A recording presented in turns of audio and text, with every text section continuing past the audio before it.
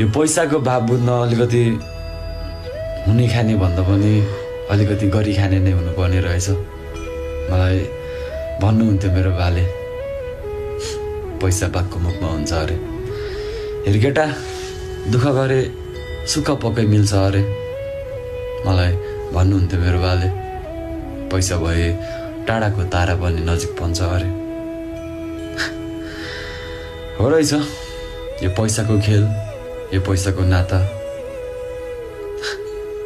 अहिले नमिठो भएको आफन्त पनि पैसा भए मिठो हुन्छ अरे। मलाई भन्नुहुन्थ्यो मेरो बाले।